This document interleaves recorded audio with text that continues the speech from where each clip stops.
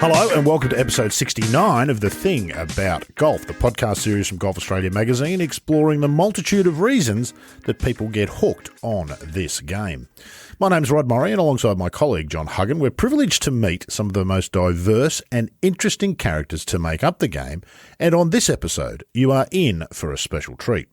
If you're anything like me, then much of what you think and feel about golf will have been shaped by those who write about it. Over the centuries, golf's been blessed to have had among its number some of the very best to have put pen to paper or finger to keyboard.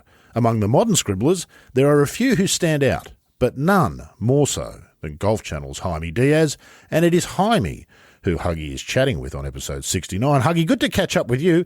Have I overhyped Jaime there? You have not, no.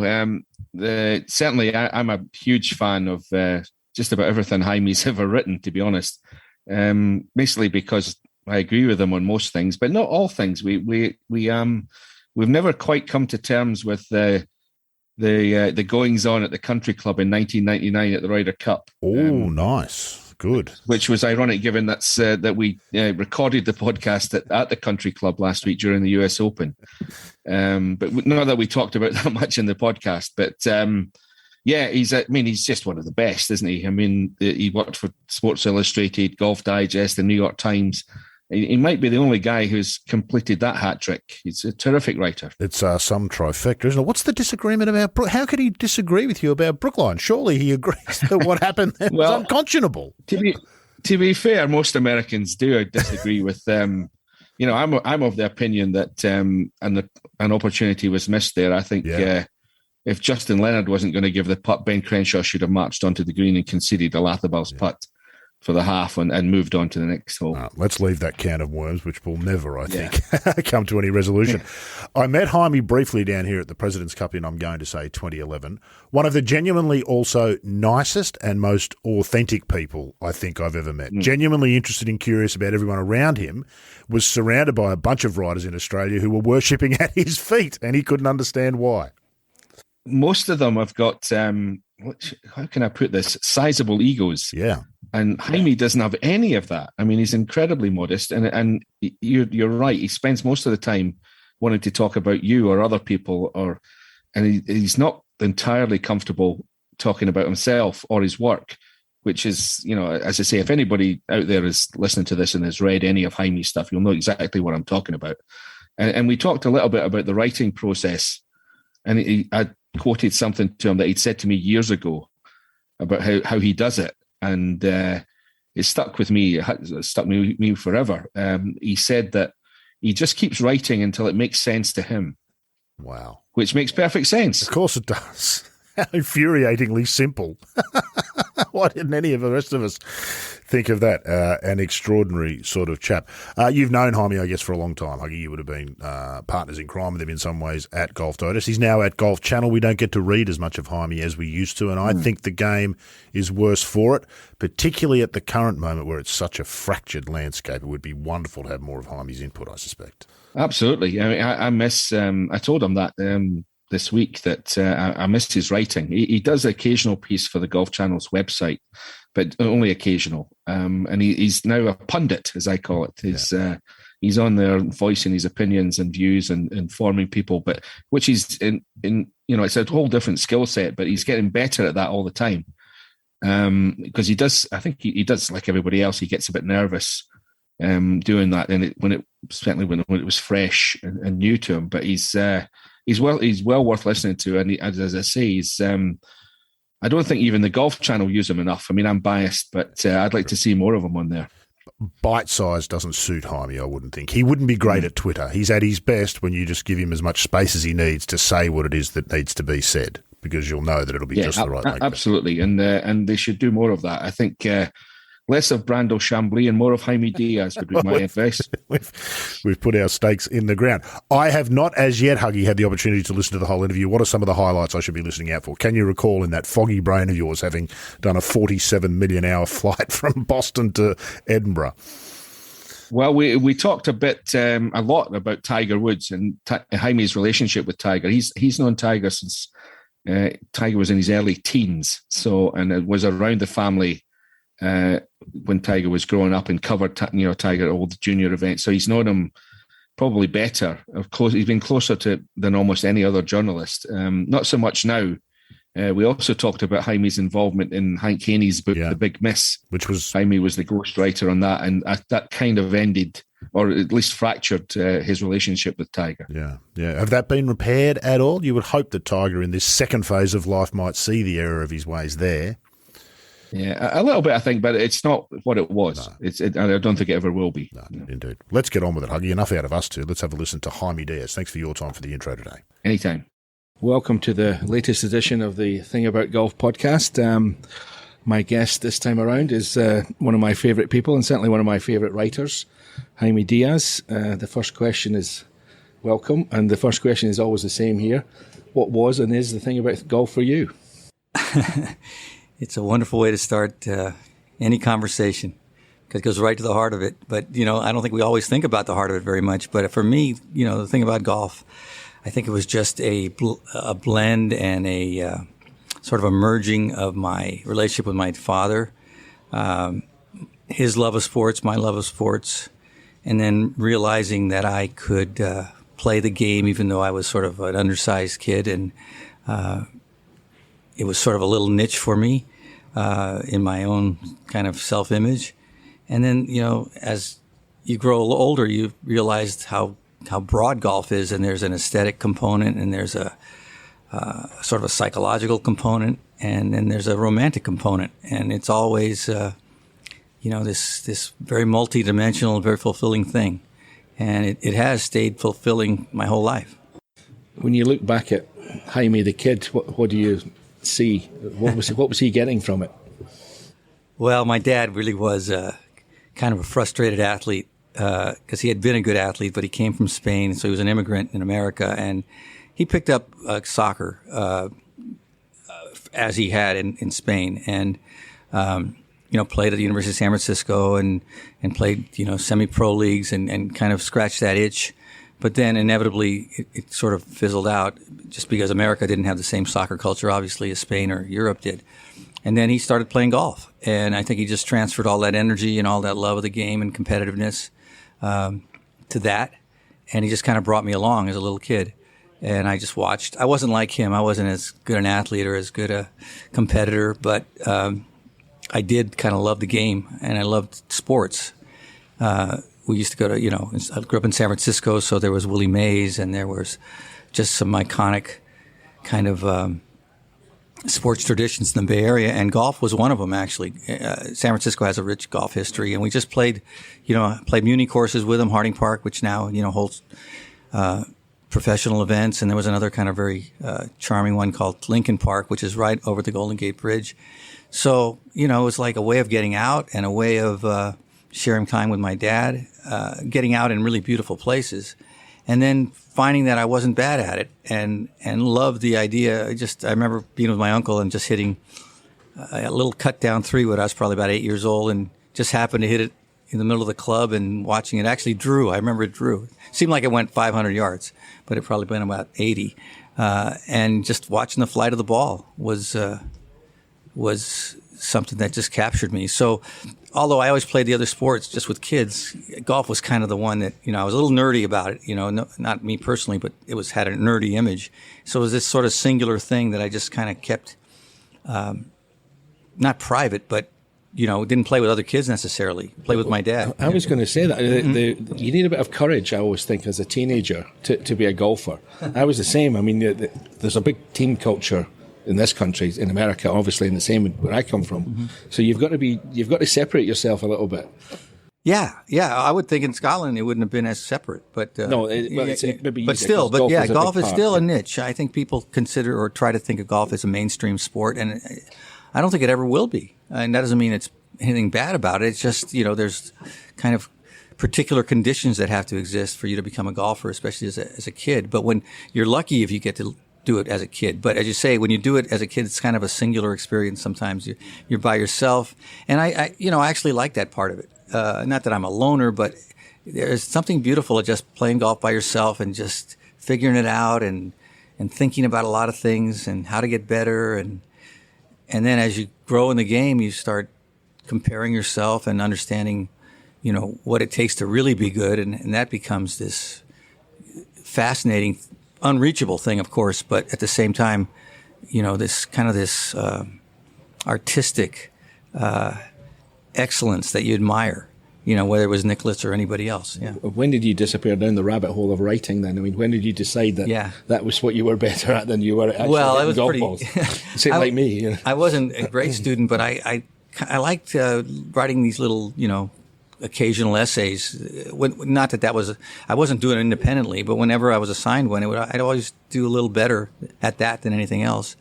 And I think because I like sports so much, I started reading sports biographies pretty young, maybe 10, 11 years old. And inevitably, I started reading about golf.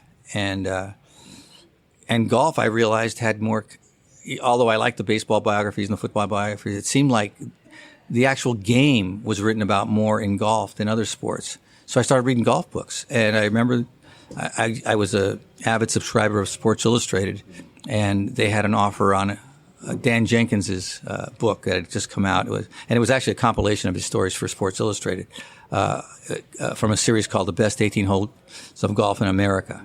And I had that book under my bed for it seemed like 2 or 3 years. I'd reread it. And, I wasn't obviously a sophisticated reader, but there was something about Jenkins that, was funny, obviously. Even at a young age, it was... he changed the way it was done. Yeah, I didn't know that. I read the sports page quite avidly, and you guys may be familiar with Art Spander. And Art was the beat writer for the San Francisco Chronicle. So I would read, the golf reports in there. And just a very funny story. My dad and I played in the father and son tournament in Northern California, and we won it a couple of times because my dad really was a good competitor. He wasn't the greatest golfer, but he could putt, and we were good in match play. And of course, father and son is not the highest level of golf, but for me, it was a big deal. And so my uncle was a photographer, and he watched this play, and he took our picture, and he goes, "Let's go to the Chronicle," because sometimes he'd freelance for them. And it was Sunday in 1970 in July, and we rang the bell because the place wasn't open, and they let us up, and Art Spander was there. And he had just gotten back from the, what I still call the British Open at St. Andrews in 1970, and had reported on it and told us all about Doug Sanders and Nicklaus and the whole thing.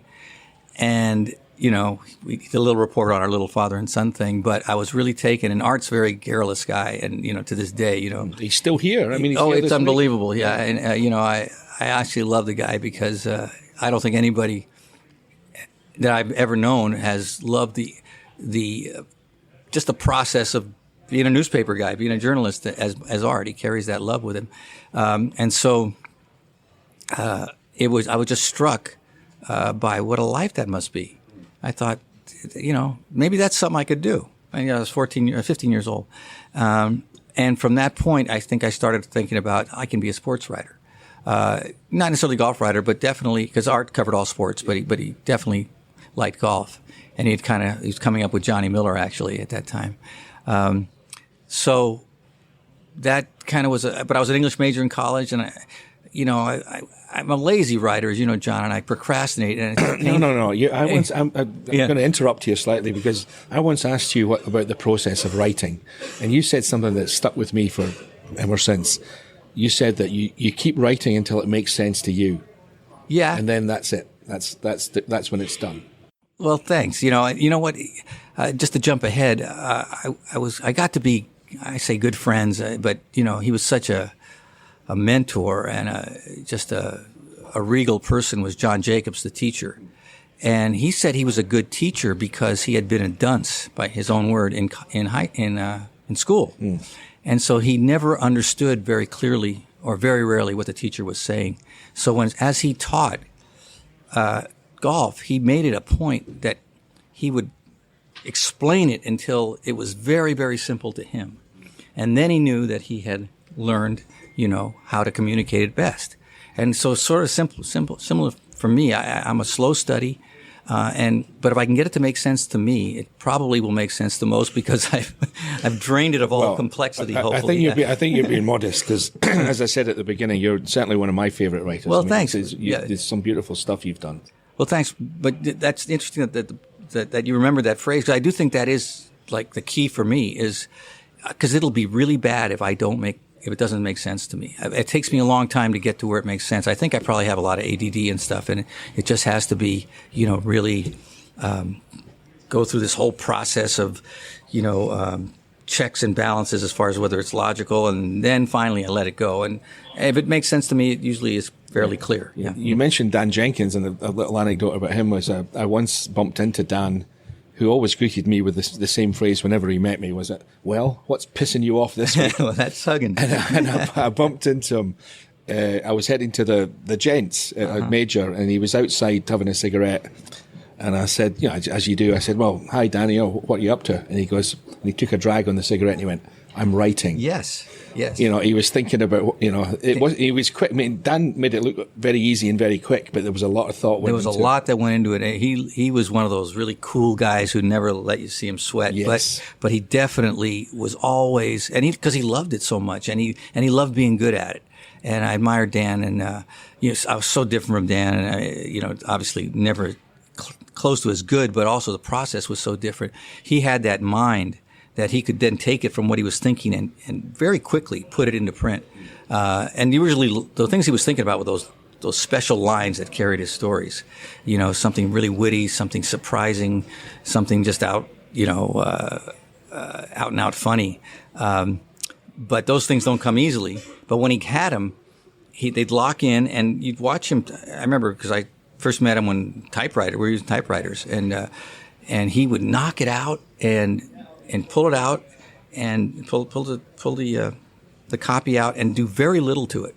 He was like the easiest edit ever because he was so clean in his mind. So that was a gift. He was just mentally ahead of everybody. I often wonder how they did it back then, because I mean, when I write, I'm constantly deleting and editing and moving on the computer, which is easy.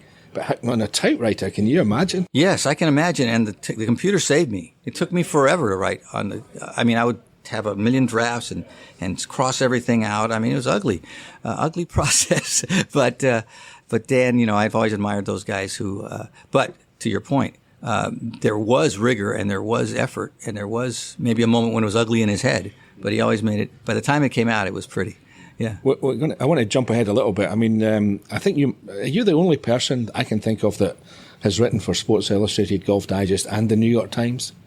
I doubt I've been it. employed by them at least. Well, maybe employed. Yeah, I was so fortunate because I did jump around, and sometimes jumping around can be chaotic and counterproductive to your career. But I've always landed on my feet, I guess, after a change, and the changes I made, maybe as I look back in hindsight, they were sort of, I won't say foolhardy, but it was definitely risky to change course.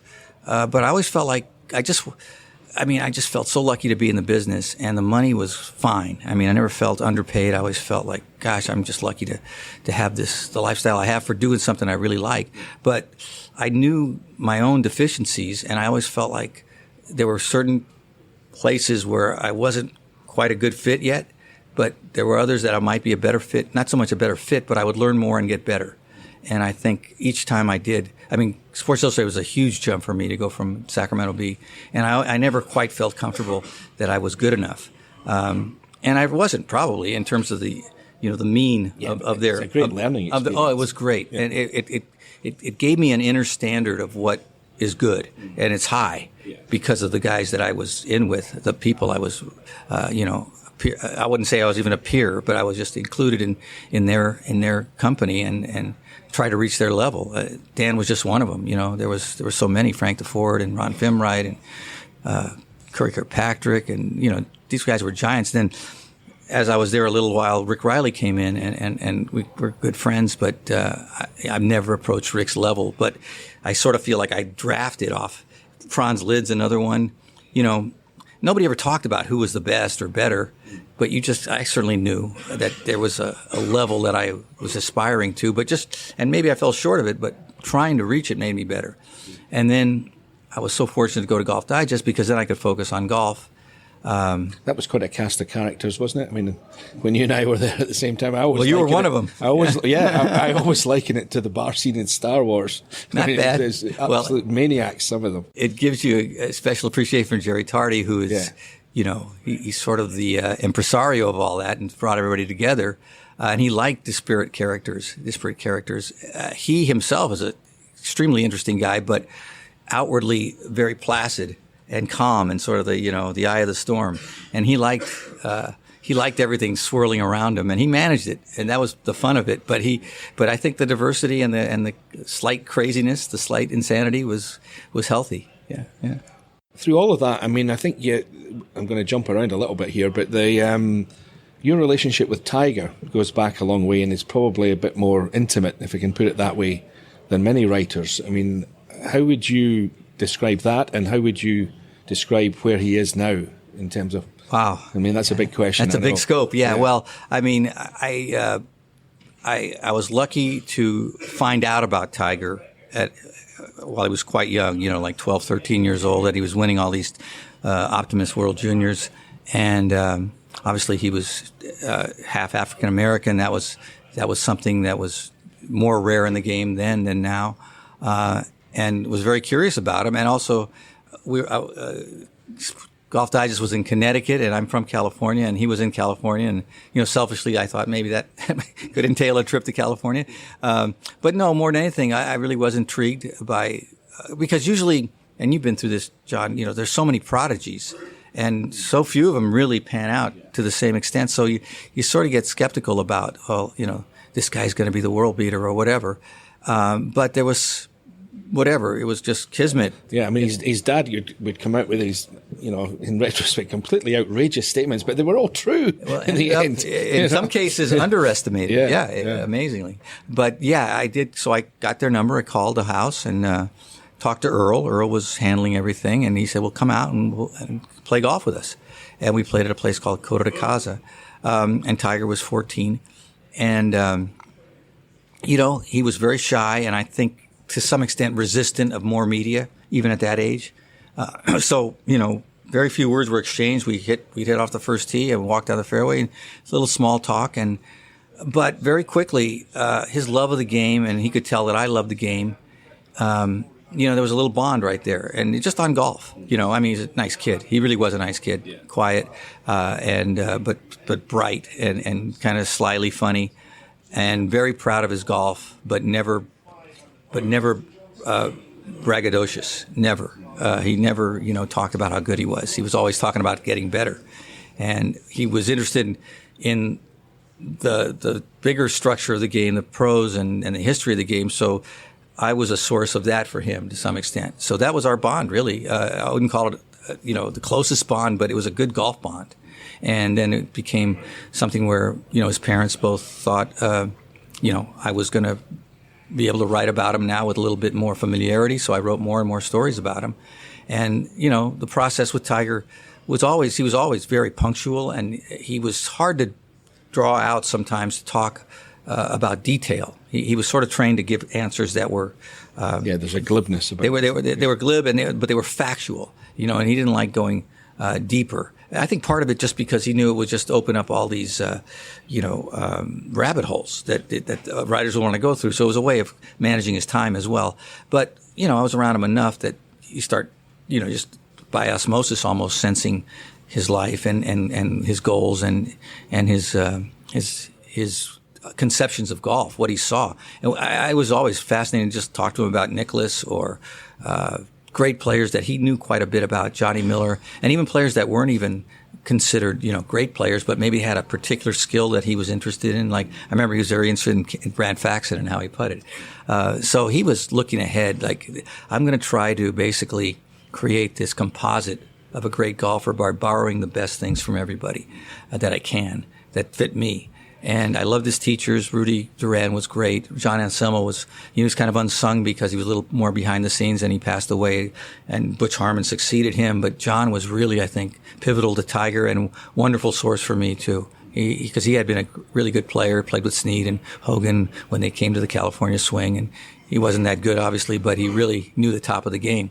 So all those things were, things that I drew from whenever I could write about Tiger, and I didn't have to bother him that much. But then to start seeing what he was doing was amazing. What he actually, all these things were idealized. Oh, this guy's got it all. Well, let's see if he can actually deliver. And man, could he deliver? Incredible. Yeah, I mean, I, like you, I'm sure I get asked a lot, who was better, Jack or Tiger? Mm-hmm. And you have to differentiate. I mean, Nicklaus's record is better. Yeah. But Tiger played golf better than I think anyone has ever played it. I mean, I would agree with that. And I think I would account for it a couple of ways. Number one, the game has progressed. The equipment's better, certainly. Techniques are better.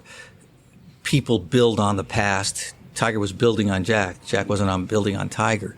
And so I think he's a more complete player than Jack. It's very close, though. I never want to underestimate Jack. No. And how good he must have been. I didn't see him when he was 20 years old.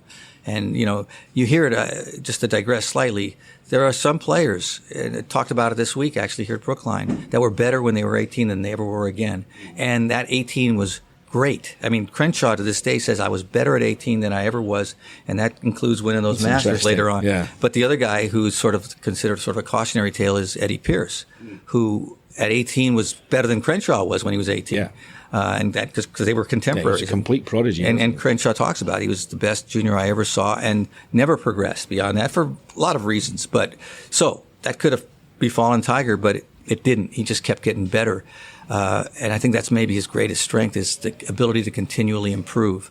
And sometimes he's been questioned about how he's gone about it, why you change your swing, and Yeah, I was going to ask that. I mean, you must wonder. You think if he just left it alone. I think sometimes it's exaggerated how much he changed it. I think the change with Hank was the biggest pretty one. dramatic. Yeah. But everything else, I always found refinement. I just thought he had such a wonderful rhythm and natural athletic grace that he never quite lost, no matter the swing technique he was using. He wanted to learn shots. He wanted to learn strategies. He wanted to learn, the ability to play badly well when he didn't have his game, how to adjust within a round. He knew there was more to it than just hitting the ball. It was all nuance. It wasn't just hitting great shots. It wasn't just when I played well. It's like, how do I play week to week and how do I win tournaments?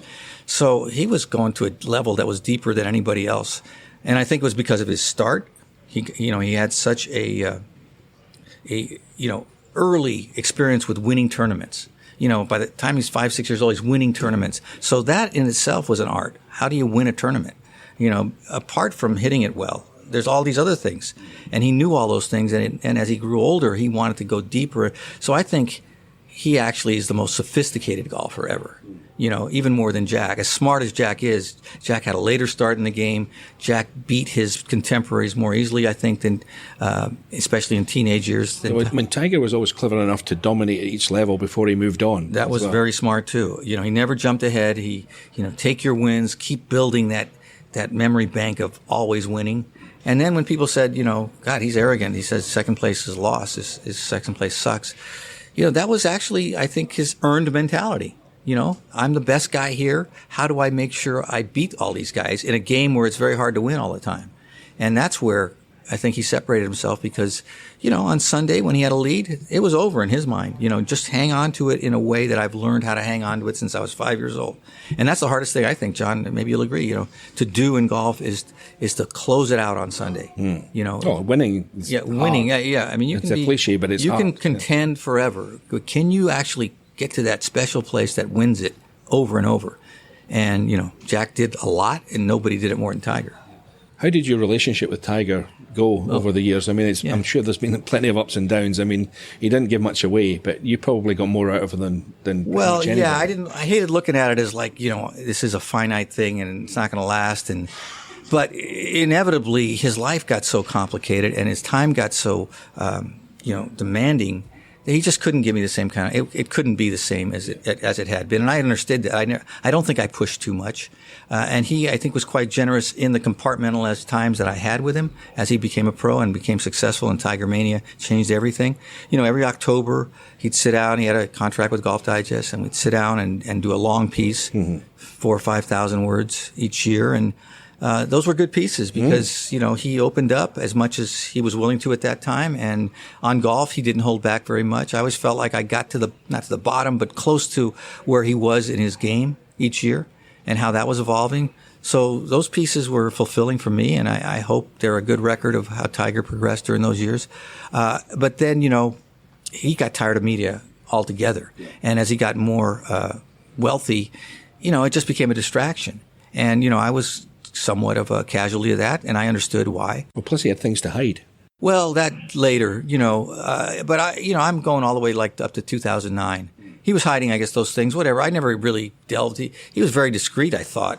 He was not a prude or anything, but, his private life was his life.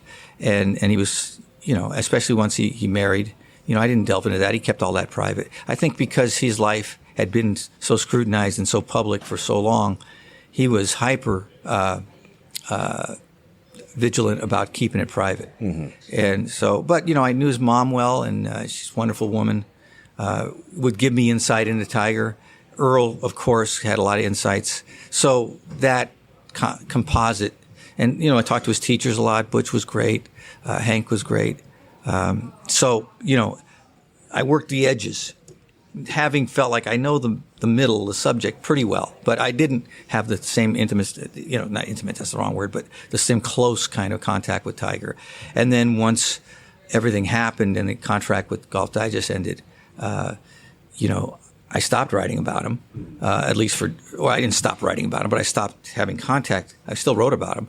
And then, a big decision for me was helping Hank with his book, The Big Miss.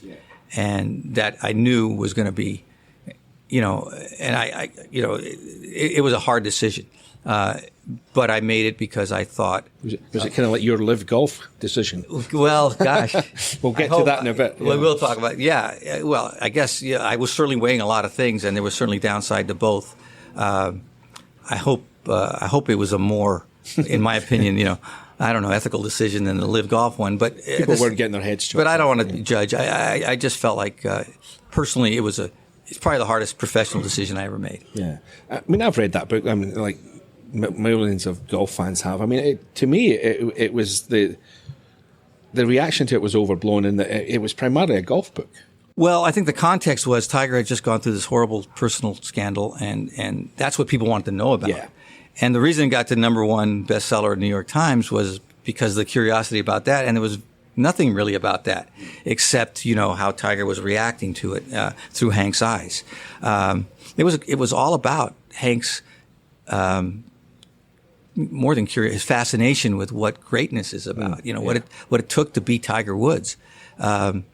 And sure, there's a good debate about whether he betrayed some kind of code about what teachers should talk about with their players. Yeah. I think the defining line I always try to keep as we were doing it was, is it about golf? Did it affect his golf? Because his golf is a historic thing. And to me, the central, I guess, reason to write it was this guy was on an arc to be beyond anybody who we'd ever seen in golf. And this happened to him. And that's the big miss, because he never had any real big misses in his life until then. Yeah. That changed the course of it, the trajectory of it. He still is great. He certainly was going to pass Nicklaus. And it just didn't happen. And I think recording that and what led to it, not personally so much, but the way his career was distracted by it, I think that's golf history too. Yeah, I mean, I'm of the opinion that there were circumstances that out with his control that stopped him being quite as good as he could have been, or great as he was. I mean, the equipment for a start. I mean, the equipment made it more difficult to separate yourself. If they'd been, the modern ball and the hybrid, which takes away the long irons, all that kind of stuff. Well, he would never have lost. Perhaps he talked about, I wouldn't mind if we went back to, Balata balls and persimmon woods and forged irons, forged blades, because if I am better, and he was saying hypothetically, let's presume I'm a little better, have more ability, those things will be more distinctive. Those skills will be more distinctive with that kind of equipment. So I also think I give Jack tremendous credit for managing his career and his life. It's not easy being at the top. I mean, 5 kids and all the rest of it. Yeah. Everything, and finding balance somehow. And I remember Tiger talking about it. He goes, and it was prescient, way back in like 2000, maybe before that, maybe 98. I can see now that the biggest challenge I'm going to have is having the kind of balance that Jack was able to achieve. So, intuitively he knew there was a challenge ahead. And I think, Tiger went at it harder than Jack did. and maybe he's become, and this is just a theory of mine, but a cautionary tale, unconsciously perhaps, to the stars of today who say, look, I admire Tiger, and it's amazing how much they hold him up and revere him for what he could do in golf. And it gives me more respect for what he did in golf. But the cost, is it worth it? Yeah. You know, and on the human level, yeah. On the human level, on a life quality level. And I see this, you know, I sense an inner braking system, you know, that someone like Rory might have. Because Rory has all the ability in the world. I don't think golf's everything to Rory either. Right, that's what I mean. And if it's not, maybe it's because he's told himself it's not healthy for it to be. Yeah. And maybe Tiger is a case study of that. But then again, what Tiger achieved and the way he's admired as a golfer is up there only with Hogan and Jack. And so that's something that I think everybody would aspire to as well. I mean, I feel lucky, like you do, I'm sure, to have seen him play, you know, Pebble Beach in 2000 comes to mind. But the one that's going to stay with me the most came near the end, if you can call it that, if he is in fact near the end, which it looks like he is. Yeah, we've said that. We don't know, but yes. I watched him play with our friend Mike Clayton. I walked around Royal Melbourne at the last President's Cup and watched Tiger Woods on that golf course, in a golf course that played to his strengths and not to the distance bollocks that we watch every week. He was a mile better than everybody else on that golf course. I wasn't there, but I did watch it carefully on TV, and I've never been to Royal Melbourne in person. It was a beautiful thing to watch. It really was. That golf course just kind of enhanced his artistry. Yeah, and it also further separated him from his peers. And you saw the difference. And you used the right word there. I mean, I bang on about this, but I think golf at its best is an art, not a science. Absolutely. I mean, I think to this day, people's favorite golfers are the artistic ones. Seve was an artist. We're going to get to Seve in a minute. Well done. Lee Trevino is an artist. Yeah. You know, Jack, in his own way, you know, he's not like an aesthetic kind of subject to a lot of people.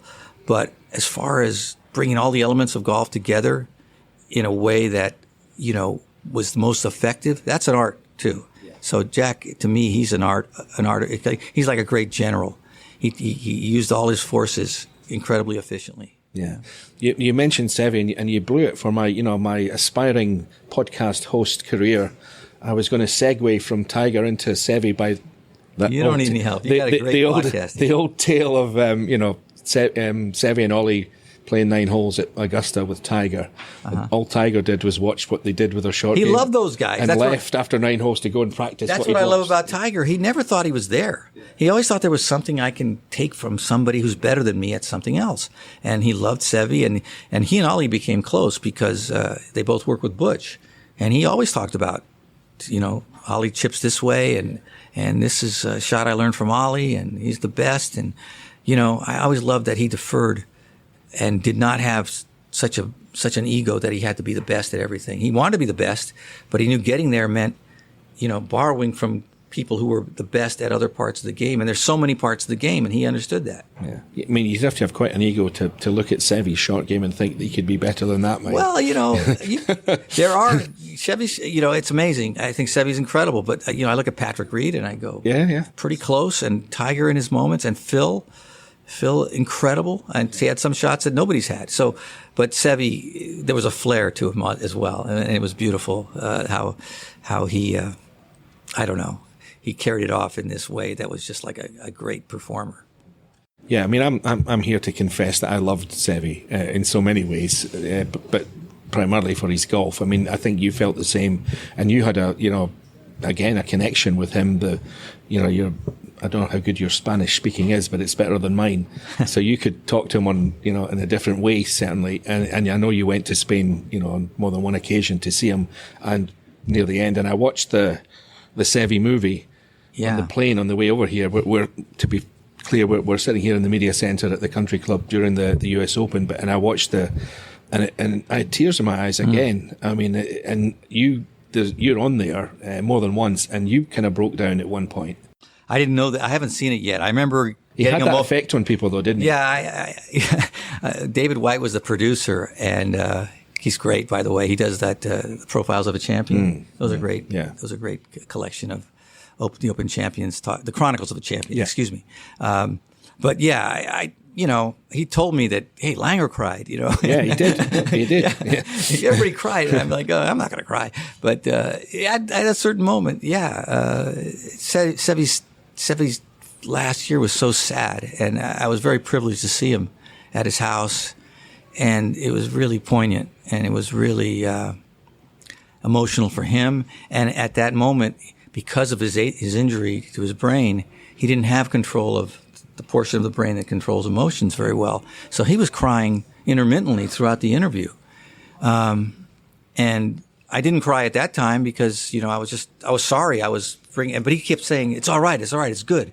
This is good. I can't control it, but it's good to live this again because this is the best part of my life. It was really, really a thrill, but also tragic to know it was ending.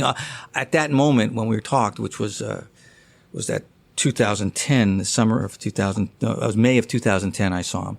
And he was planning to go to the Open Championship and play in the 4-hole Champions Challenge. Can you imagine the reception he would have got? I kept thinking the most emotional I'd seen in a situation where, a great champion came back to an arena was Ali at the Olympics.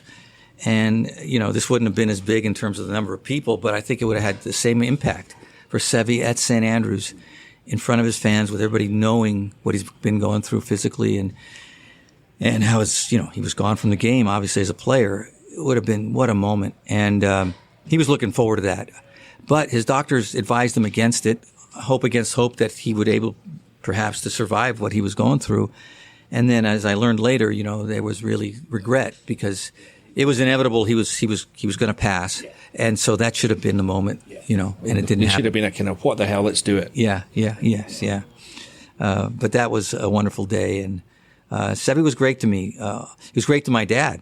In fact, in '88, I didn't get to cover that many majors as the lead writer at Sports Illustrated, but in '88 at Royal Lytham, I did the Open Championship.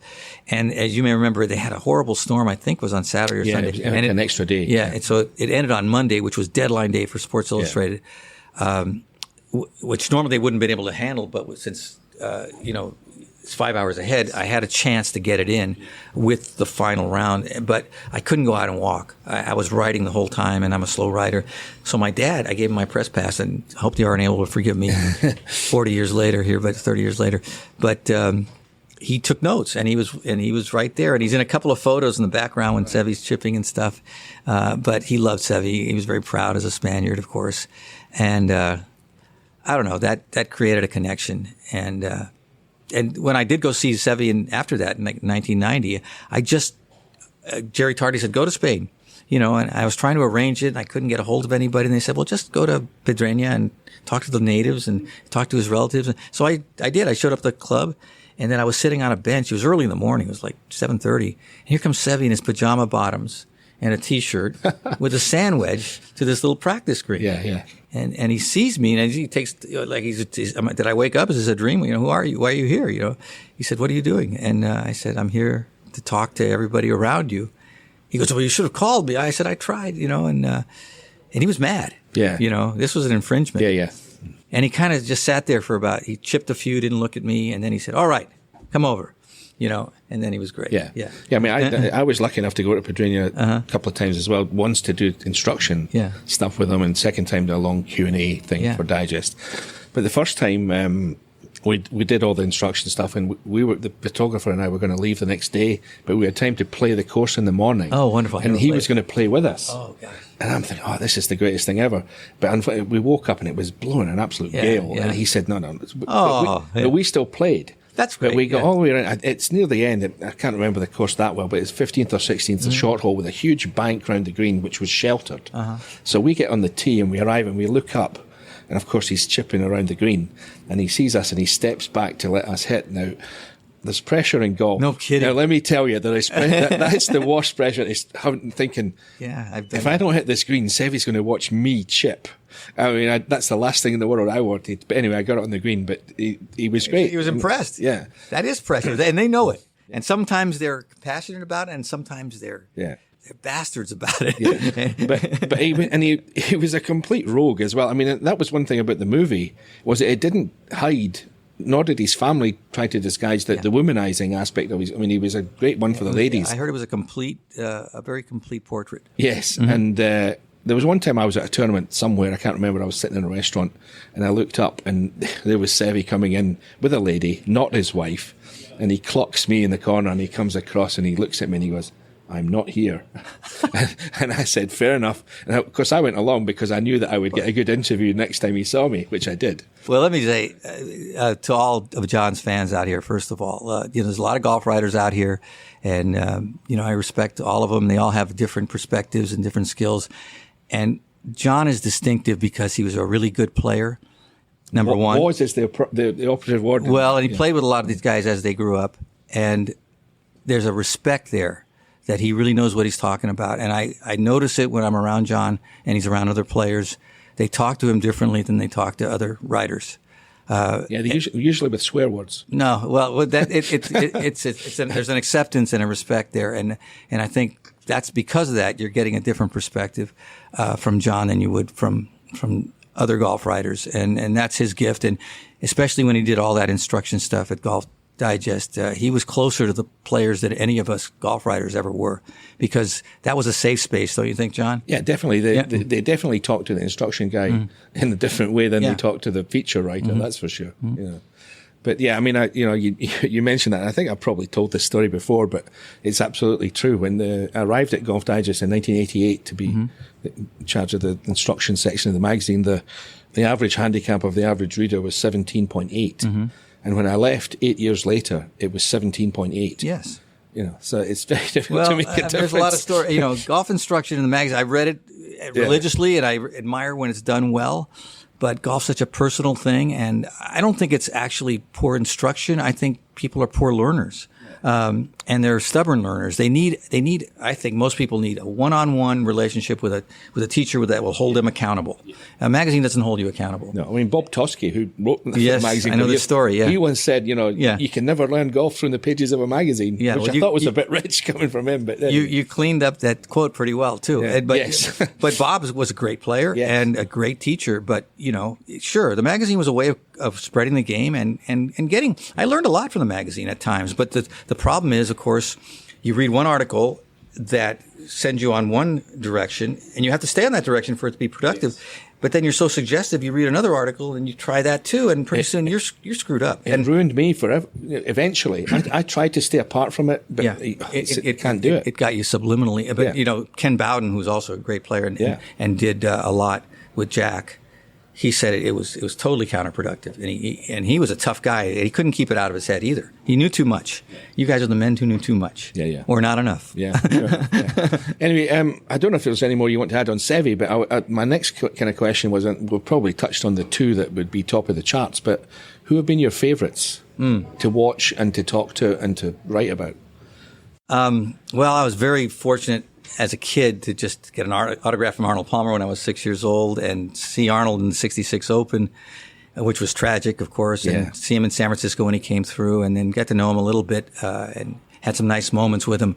I always felt like Arnold was, the overused word, truly an icon, and I never felt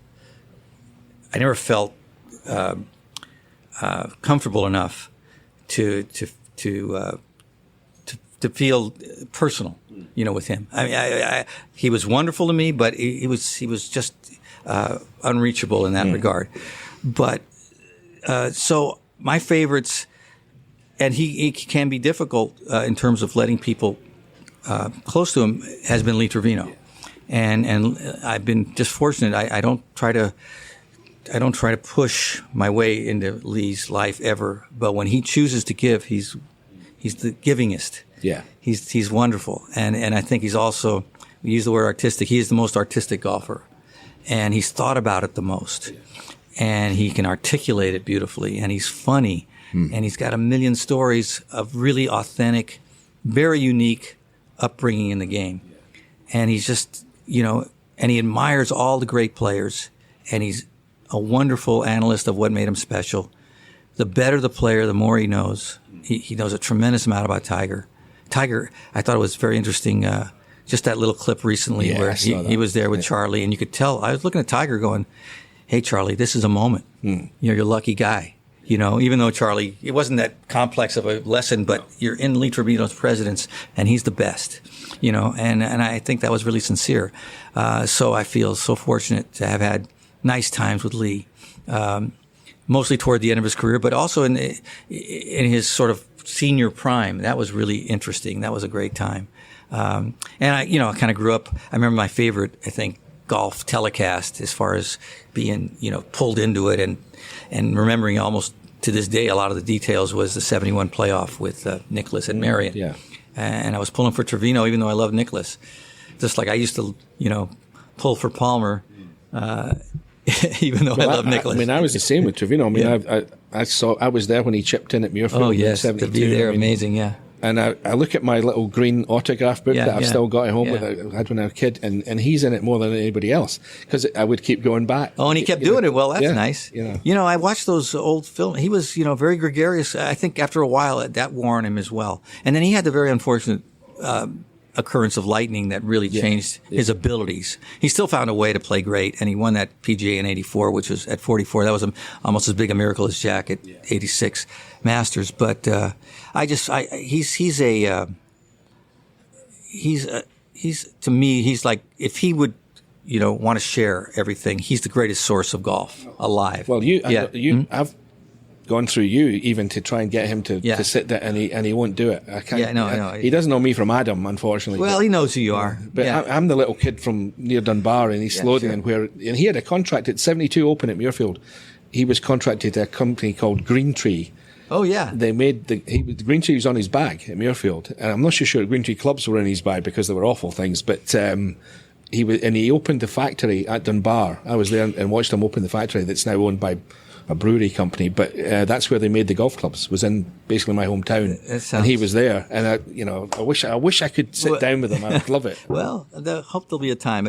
He jokes about the contracts he used to have. Yeah, I'll bet. The worst ever. Faultless, Rawlings. Yeah. Well, Green Tree would be on that list, I'm sure. But he made a lot of his own clubs, and he loves messing with clubs. And as he said, he's wrecked a million clubs, but he's also learned a hell of a lot about what club making is. Yeah. I mean, I think it's safe to say that we seem to be drawn to the same kind of player. Yeah, John. Well, we do have a nice affinity for the common affinity for the game. I've enjoyed being your friend for a lot of years. Bigger picture. That's what I'm going to get to next, and this is a big question: is the game now at the professional level? What do you think? Is it getting better? Is it getting worse? What is it, or is it just getting different? I lean towards different and worse. Yeah. In other words, well, it's less interesting to me. This is not at all an evaluation of the players and their abilities. No, that's a different subject. I think they have greater abilities just through the evolution of learning from the past and the way that the human being, even in the small sample size of the next generation, continues to get stronger and better. And there's just so many training advantages now. You just see guys. You learn that it's athletics. I mean, it's what can your human machine do? And the human machines that these guys are building for themselves now are superior. They have more flexibility, more speed, more strength. That translates to better golf if you have good technique. And the technique's tremendous. I think the way the equipment has evolved, it's reduced the test. It's asked less of them in terms of hitting having a variety of shots, and you can power through the game in a way that you couldn't when the ball didn't go so far. And so, bomb and gouge, I think Mike Citura and Mike Johnson came up with that. It's a great phrase because it also kind of conveys the brutishness of the way the game is played now. It's okay to hit it in the rough on most setups in professional golf. And the analytics show that you're at an advantage, let's say hypothetically from, 120 yards from the green in the rough than you would be from the middle of the fairway 160 yards from the rough. So that's going to breed, a lot of very aggressive driving that's not particularly accurate. And I think probably the greatest test in the game is, can you be a long, straight driver? That should be rewarded beyond everything else. And it used to be a lot harder to do that than it is now. Obviously, and the guys who did it could separate themselves from the others, and that's what Jack did. Lee was not particularly long, but he was extremely straight. So you could say he was one of the top drivers, and it was no accident they were among the best players. And the drive's still very important, but in a different way. So, that's why I favor, and I know you do too, some kind of reduction in distance for the golf ball or for the clubs. And I think the USGA and the R&A are taking that seriously for various reasons: sustainability, the golf course footprint, all that, but also the style of play.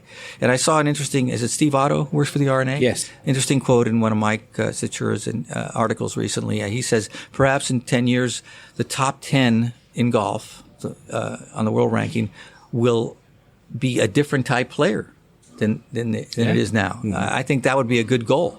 Because I think the player that we see now is a little not one-dimensional, but not enough dimensions. 1.5. Yeah, 1.5. I just want to see. I want to see them tested to their limit, so that they can show us all their brilliance. And right now, they're not being asked to show all their brilliance. Yeah. Yeah. I mean, for me, certainly one of the bigger tragedies of this is what's done to the golf courses.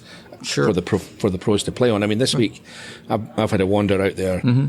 And I've stood on the tee and looked down fairways, and I've stood behind greens and looked back, and it's so obvious that the rough lines are not where they should be. They are not where they were originally, and can't be. No, yeah. And exactly, that's my point. And so we have to compromise so much with the great architecture. This is a great old golf course, but it's been messed with because of the equipment. And I always say this, that can you think of another sport that has messed with the venue to suit the equipment rather than the other way around, No, everybody else just changes the ball. And obviously, there's going to be progress in terms of distance. And so golf course probably would have evolved, but not this dramatically and not this quickly. And the best laboratory, the best measuring stick is a St. Andrews.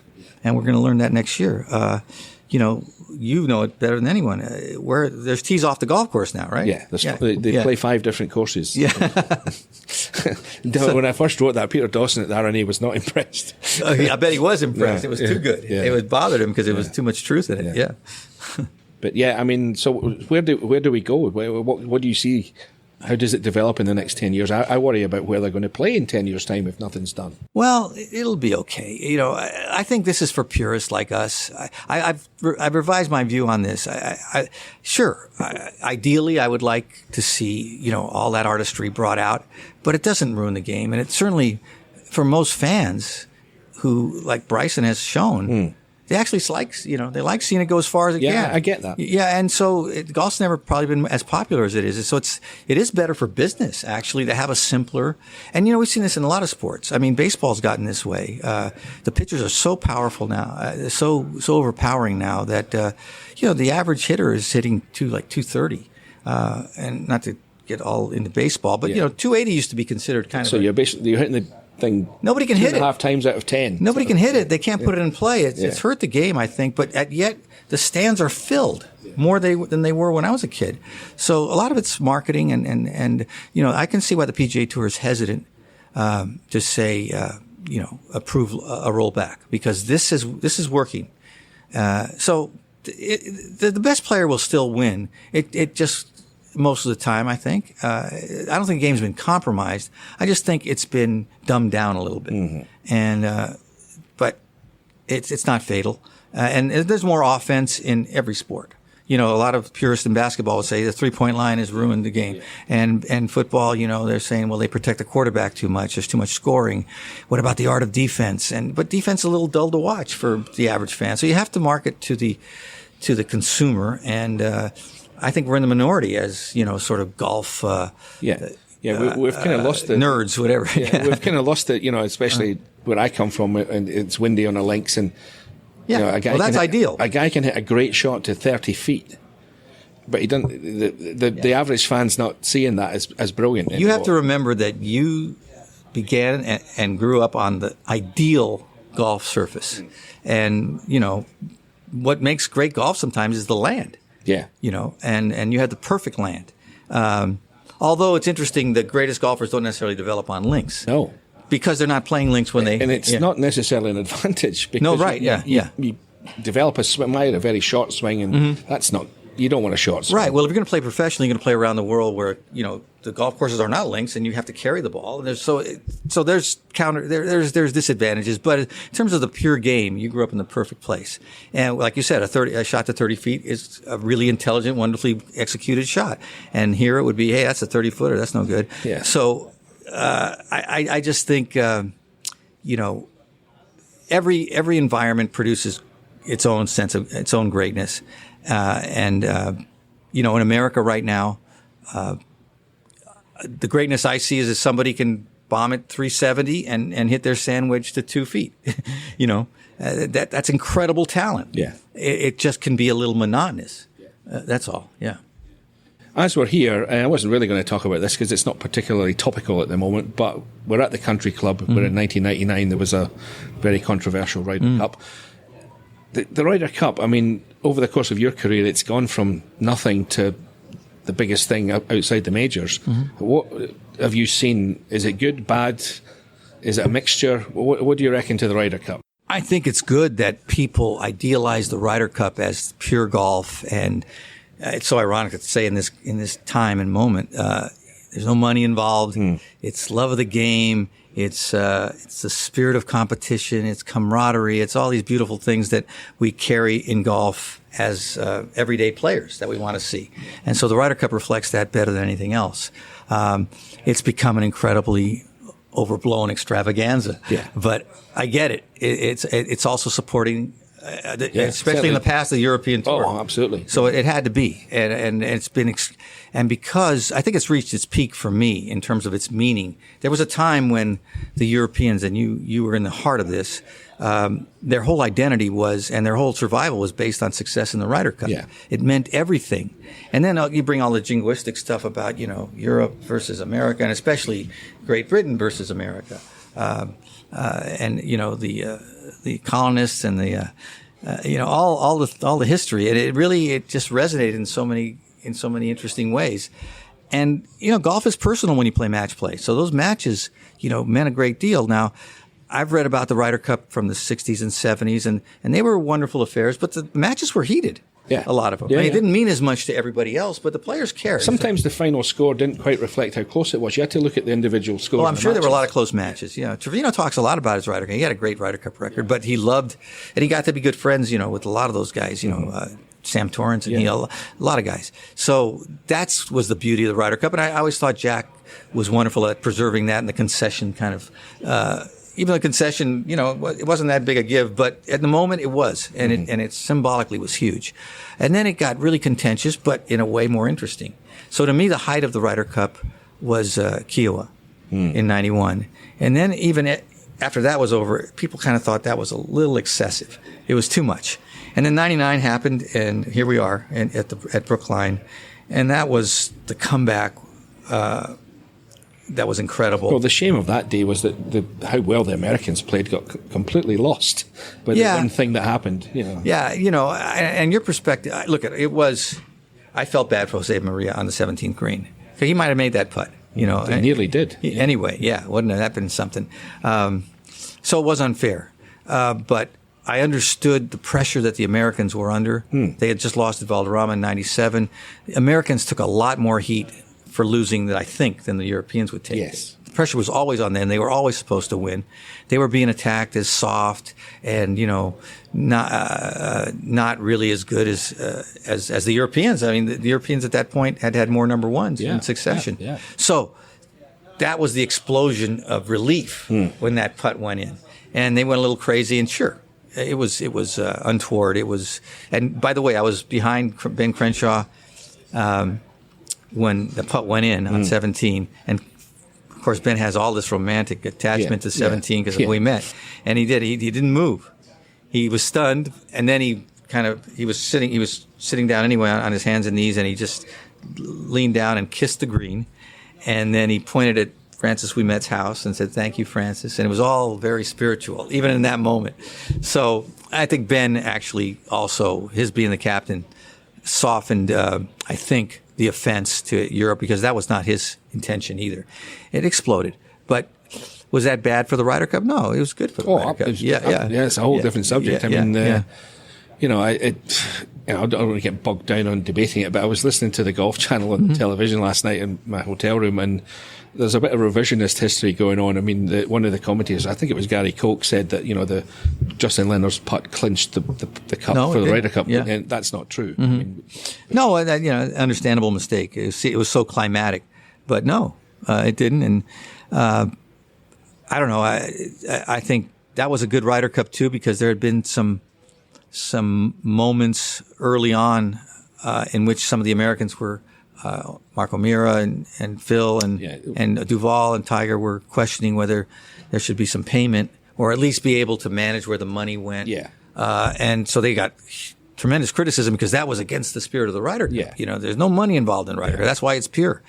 And afterwards, those guys all got closer with the rest of the team because there had been some contentiousness starting out, and everybody, I think, Duval and Tiger, for the first time, became closer to their peers through that. So it was looked at the moment as, this is the unifying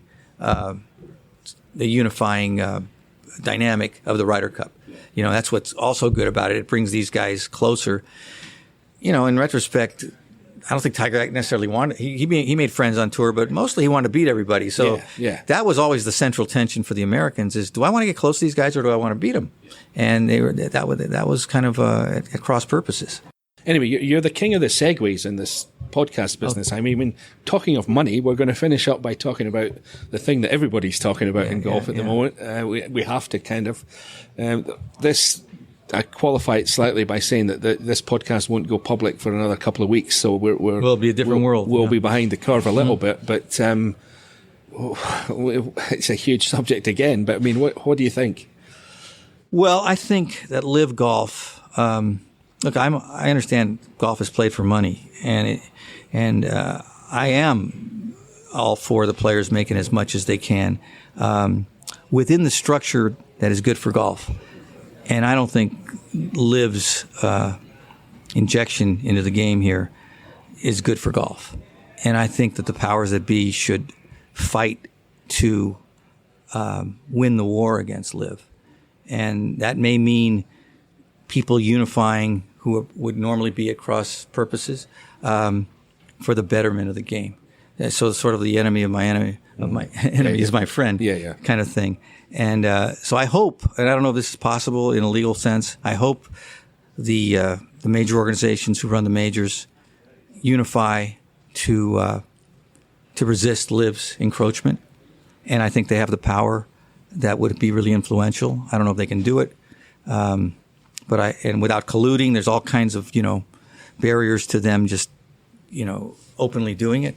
But I hope there's a unification there because I think, for me, the PGA Tour is still kind of the central glue that holds a professional game together, and by extension, what people most identify to be golf. And if that gets dismantled in some way or even altered seriously, I think golf is diminished. Yeah, well, the way we're headed makes me think that, and this was maybe asking a lot of anybody's foresight, but the establishment, if you like, when the Saudi money came along, and no sane, right-minded person in there is going to defend what goes on there on a human rights level. But you could argue that they could have taken a pragmatic view and seen what we're seeing right now, the battle that's going to ensue. It's going to be, it could get really ugly down the road. The pragmatic approach might have been to say, right, okay, come in, we'll absorb you into the system, we'll give you certain times of the year, and go from there. I don't know if that's maybe asking too much. Well, I think it's hindsight. Yeah, I don't, it is. Yeah, absolutely. and because Saudi Arabia, especially this country, carries such a stigma for the PGA Tour to have done that. I get that. Yeah. I think politically, seeing what we don't. I don't think they knew the magnitude of what was coming and how much money actually ends up mattering more than anything else. I think also, and this I'm naive about this. I mean, I confess to being overly romantic and naive about what I thought the players' motivations were, and I think to some extent even the powers that be and Jay Monahan was counting on loyalty. And I think what we learn is, at least with the modern athlete, loyalty is secondary at best. You know, making your best deal is the important thing. I think if you went to Jack Nicklaus or Arnold Palmer, and again we idealize the past a lot, but if you went to them, they'd say, I can't tear down what I built. This thing was built on the shoulders of people before me. I can't just let it be on my watch disintegrate. And I don't think that there's a collective feeling for that now. I mean, the most striking quote of the week, here we are again at Brookline, was Rory's. As typically, Rory came out with, you know, I took them at their word and I was wrong. Right. You know, that was a really telling phrase, I thought. I guess so. You know, I think it's really almost considered, and you know, I'm going to say it on the podcast, but I mean, I think the roots of it have been in the last presidential administration with Donald Trump. He learned that lying works. Yeah, that's right. It does. So, well, my prime minister, and nobody will hold it against you for very long. And lying used to be, you know, that was the ultimate sin for a politician. And now it's sort of just a technique. And yeah, I just think it's been absorbed into the culture a bit. So it's no big deal to go back on what you said. I mean, Dustin Johnson professed his loyalty to the PGA Tour, and 2 weeks later he flipped. Nobody holds it against him. He was a businessman. But when that is the norm, you know, you don't have any basis for trusting anything. Yeah. And so right now we're in this very unknown period. I mean, it could be that very few guys are considering jumping, and it could be that, you know, the majority's thinking of jumping. I don't know, because you can't just go by what people say. I mean, as we sit here, I mean, you'll have heard the rumours as much as I have that, you know, the next few days there's going to be any number of names, you know, making the jump, if you like. I mean, who knows where it ends? I've heard it. I think the lifetime ban that the PGA Tour potentially could issue, I think could be a deterrent. I don't know if that's possible, but I would like to see it enacted. And I hate to say that, but I think those guys knowingly, you know, defied the rules of the PGA Tour. And I think clearly the consequences to the tour are pretty apparent. These are big stakes we're playing for. So I think a very strong message with real teeth has to be issued as a deterrent. And if it's not, people will leak over. And if the PGA Tour loses its base of stars, it loses its reason for being. Yeah. It loses its brand. It loses what it sells to the sponsors. The sponsors start pulling out of tournaments. Pretty soon you don't have anything near what you have. And this is a fragile ecosystem, as Seth Waugh calls it. People think that, golf's been greater than ever and it's impermeable. No, it's not inevitable at all. And it took a lot for Dean Beman to construct this thing that hangs together, you know, tenuously. And he managed it. I think he was a genius in many ways, and Fincham carried it on in a good way. You can criticize the tour, and I know you have, and I agree with a lot of the criticisms, but it's still here. And it's still kind of holding up the game. And if it does, for example, now buy the European Tour, that's even more proof of that. Yeah, I mean, as we sit here, I mean, the European Tour are going to have to make a decision as to which way they're going to jump on this. And the people listening to this will probably know the answer by the time they hear it. But I mean, I think that I'm hopeful in a way that the European Tour are kind of using the leverage, the possibility of jumping to Saudis. They're going to lever more out of the PGA Tour, and there's going to be more of a bond between those two, because that ideally, that's what I would like to see. No, and I see your perspective, and I hope that happens, honestly. I mean, use that leverage. I mean, it's very ironic that Phil, that quote was that I honestly believe, and this is just me without knowing anything, that was actually his aim, to leverage the Saudis against the PGA Tour and get what he wanted. Because why would you leave the game or leave what he left for what he's going to get? I don't see it unless he was really trying to be, you know, Phil Mickelson, the savior to some extent. And then I don't know what his personal issues are. They could be greater than all that. But I think that might have been the ultimate truth that was going on. But because it backfired, here we are. You know, because that opened the gates for Saudi to really, I think, aggressively go after other players. I have one last question, Jaime, and it's related to your good self. You're now a pundit on the Golf Channel. How is that going? It's a slightly different skill set, I'm sure, or maybe more than slightly, than sitting down to write in front of a computer screen. But how's it going? It's going great. I feel so fortunate to be able to say I had the chance to do it. I don't want to be too self-deprecating and sound false about it, but I'm not a trained television person, and I know I have a lot of holes in my game, a lot of them. And believe me, I'm very conscious of them as I'm speaking on the air, which is probably, you got to get out of your own headspace. That's one of the things I really admire about the guys who are good on television is they're performers. And the performance is really almost the most important thing. The content's certainly important, but it has to sound good and it has to look good. And that's compelling. And if someone's stuttering or hesitating or looks nervous, like I have certainly, the message doesn't get conveyed as clearly and as entertainingly or as interestingly. So I've just tried to relax. And does it kind of like you have to sit down and like we're talking now, you're talking to your pal? Yes, that's what you've got. Sometimes I'm looking at the microphone right now and I'm thinking, well, this is going out there, be careful. But then I thought I'm talking to John, and it's and I've gotten a lot of it is I grew up in an era as an older person. I'm 68. Television was. To be on television was an amazing thing. Yeah. You looked at a friend, hey, that guy's on television. And there's part of me that still has that. So when I go on, I still feel like, oh, this is a big moment of, novelty. And I don't quite feel like I really have earned it or belong here. But, routine and hopefully, just understanding, hey, you're going to be good at this or you're going to be bad at it. Try to be good at it. You've got to get those thoughts out of your head. So I've gotten better at it. I think the key is just knowing your subject when you can. And you can say your subject, but to know it well enough to actually convey it verbally, you've got to know it really well. And sometimes I have not known as well as you need to know it, because I watch Rich Lerner and I watch other guys, no notes. Now, some of them just have great minds. I don't have the mind to retain all that. But they've also absorbed it beautifully. And sometimes you just got to work harder on preparation and be ready. And I rehearse a lot more personally. I used to be embarrassed to rehearse. You're sitting there talking to yourself. Yeah. Now I just do it and do it and do it. And I don't care how I look, because it's going to matter how I look on TV more than it looks to those camera guys laughing at me or something. But it's been fun because it is a real collaborative effort. I mean, writing, I love the staffs I worked with, and I love talking to the guys I used to work with.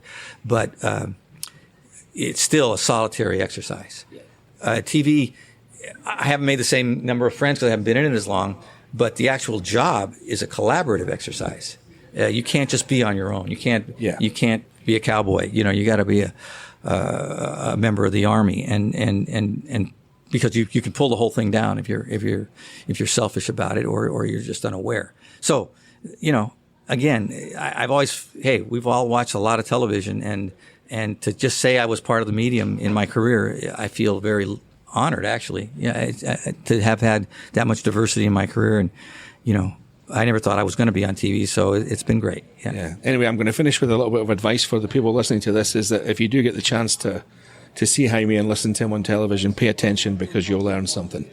Jaime, thanks for your time. It's been great talking to you. John, always great. And congratulations on this podcast, because I know you, and I know all the really very, very deep thoughts you have about the game, and sometimes it's hard to get out there, and this is a wonderful way to get it out there. Okay. Thanks for your time again. Okay, cheers. Thank you. Yes, some wonderful first-hand accounting there of some of the best players the game's seen by one of its best observers and chroniclers. I hope that you enjoyed listening to Jaime Diaz as much as I did.